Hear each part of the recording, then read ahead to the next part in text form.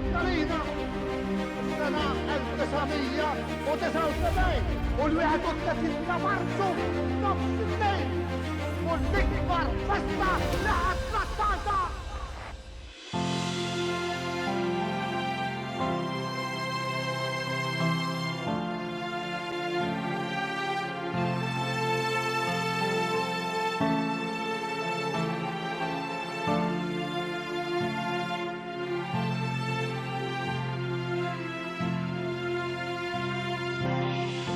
F'din is-sensiela ta' programmi jien kont hemm se niltaqgħu ma' numru ta' persuni li 46 sena ilu meta Malta ċċelebrat tal-ewwel darba jum il-ħelsien kienu preżenti fil-Birgu.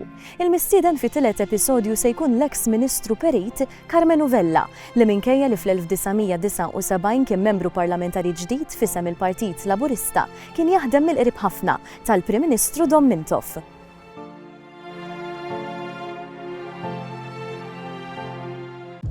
Dik l-okkażjoni kienet okkażjoni indimentikabbli. L-ewwel nett kulħadd kien qed jistennija kif se niċċelebraw għax Mintoff kien jgħid illi se nagħmlu l-ikbar ċelebrazzjoni meta Malta tiċċelebra il-ħelsien totali, meta Malta tieħu ir-rigni f'idejna. Konna qed naraw x'inhu ġej għax kien diġà beda jinbena dak il-monument tal-Birgu, il-monument fih innifsu niftakar il-Perit jitkellem mal-iskultur u jgħidlu wara ma rridx monument illi ma jurix ix-xogħol ibes, it-triq iebsa illi ħadna. Dak sarrafa it-triq iebsa meta tara l-monument trid titla' it-tela imdawra fuq il-ħotob. Dak kollu fih sinifikat. Inżilna biħġarna għadni niftakar kellna battikata biex ninżlu il-Birgu għax it-trafik Malta kollha dakinhar sejra lej il-Birgu u kulħadd ħasem, kull għaqda li kien hemm, kull entità li kien hemm, kollha ġejjin jiċċelebraw il-Birgu u għaddejjin jinnaf minn hekk. Niftakar li kienet kesħa kbira. Jiena għandi ritratt minnhom fejn hemm Mintoff, Mati Grima, jiena, il-mara tiegħi, kien hemm xi ħbieb tal-Perit Mintoff, Franz Dalli, Wistin, eċċetera. Kollha konna qegħdin oċċa waħda, jiġifieri dak li tħoss ġo fik dakinhar ma assista tesprimih. Kien ikun qed jitkellem ma' nies Mintoff. U daw kollox jgħidulu pereżempju, kienu jibżaw jgħidulu di mhux sessi, di l-Ingliżi mhux se jħalluk teħodha. Imma mbagħad konna noħorġu minn ħdejh u kienu jgħidu pereżempju imma dal-kuraġġ kollu daħajtuhom l-Ingliżi, mela l-Ingliżi ħajaċċettaw li joħorġu iktar flus bejn is-74 għas 79 biex aħna nużaw dawk il-flus u nkeċċuhom. Kien jitkellem pereżempju man-nies tas-servizzi. Kulħadd kien qed jaħseb bir-rundown dawk li kienu se jiklu għall-ewwel Maltin kienu n-nies tas-servizzi. Da Mintoff kien imur jgħidilhom isma' l-Ingliżi se noħorġuhom minn hawn. Intom l-ewwel li se titilfu postkom. Naħdmu biex postkom.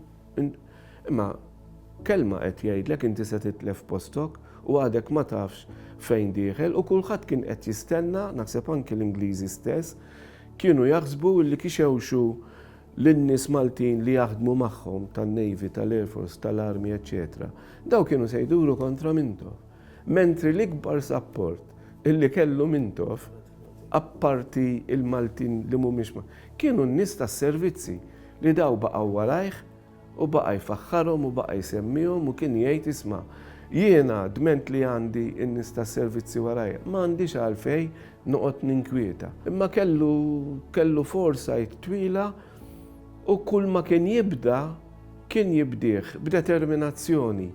Jekk mhux jaf fil-100% li dil ġlieda se jerbaħha, ġlieda ma jibdijiex. U kien jgħid ġlieda tibdijiex jekk m'intix ċert li ħadd tispiċċa, jekk m'intix ċert li se terbaħha, jekk għandek f'moħħok illi ħatibda ġlieda li se tiltlifa, mela qgħod il-bot minnha, tibdijiex. u trabil tfittxux inti, jekk jiġi taħarbux, imma tfittxux inti. Imma d-determinazzjoni li kellu u ċ-ċarezza tal-viżjoni ta' qoddiemu qatt ma rajna bħala.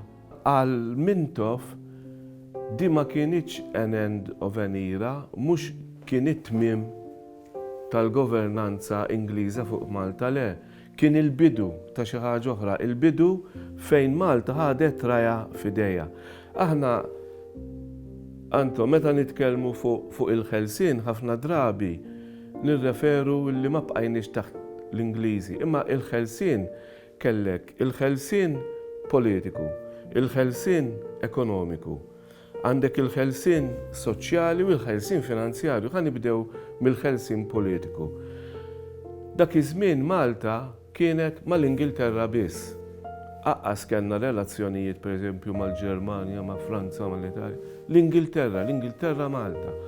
Il-ħelsien politiku Mintoff bdieħ meta beda jiftaħ ir-relazzjonijiet mhux mal-Ewropa, għax aħna ngħidu tħanna fl-EU, meta tħanna il-Malta daħħalha fl-Ewropa, Mintoff għaxu minn mal-Ingliżi beda jiftaħ il-bibien mal-pajjiżi kollha Ewropej, imma ma waqafx hemm, fetaħ mal-pajjiżi Arab, fetaħ mal-pajjiżi tal-Golf, fetaħ maċ-Ċajna, daħal fin-non-aligned movement, kebbes in-neutralità. Ġifieri il-ħelsien politiku beda dakinhar.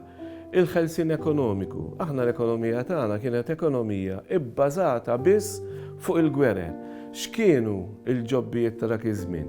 Kellek it-tarzna li timmentenja u ssew il-vapuri tal-Ingliżi.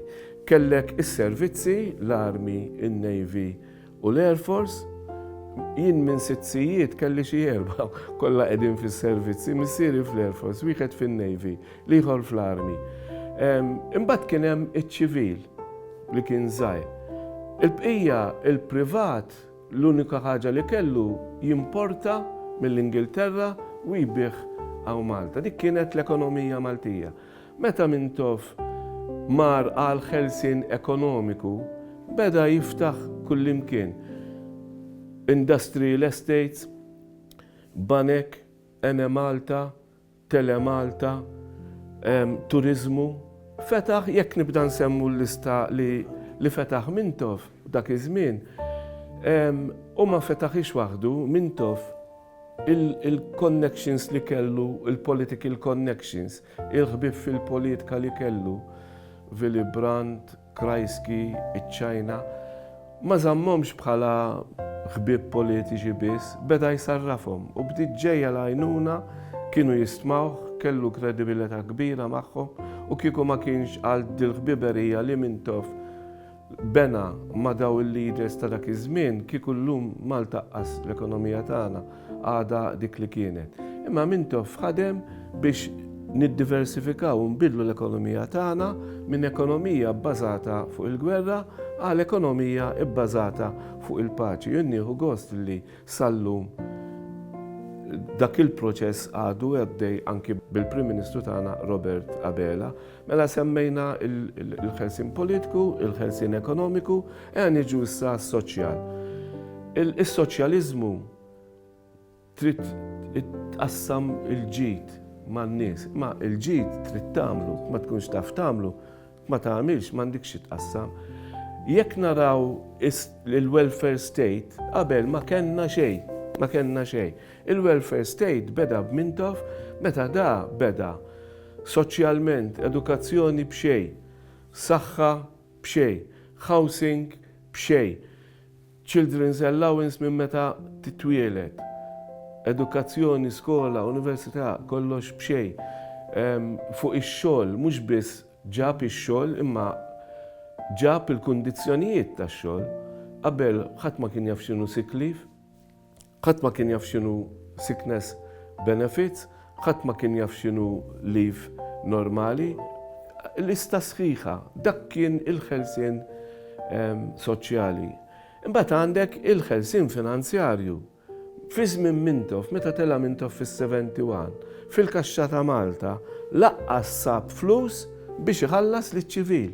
Daqshekk, jiġifieri da ma bedix minn zero, beda minn taħt, beda bil-minus u mar iġib l-għajnuna finanzjarja mill-Libja biex ikollu biex iħallas l-ċivil.